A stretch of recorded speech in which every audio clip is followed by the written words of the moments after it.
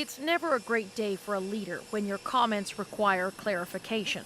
As President Joe Biden returns to the U.S., that is the predicament he faces. I think the president was reflecting what so many Americans are feeling and thinking.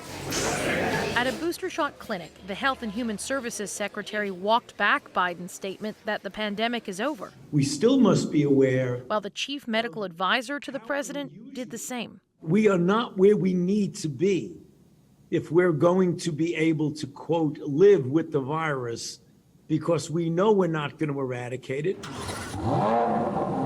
Biden was touring the Detroit Auto Show last week when he made the remarks during an interview with the news program 60 Minutes, which didn't air until Sunday night. Is the pandemic over?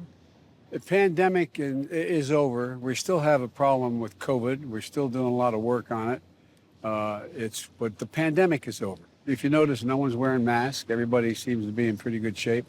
And so I think it's changing, and I think this is a perfect example of it. The U.S. is averaging 391 daily COVID deaths, a dramatic drop from the worst of the pandemic. And while outcomes have improved, Biden's words are being seen as deeply unhelpful.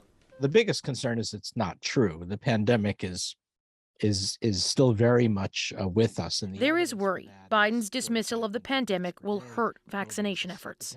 Why would parents want to vaccinate their kids? Why would adults want to take their boosters if the president is saying that the pandemic's over?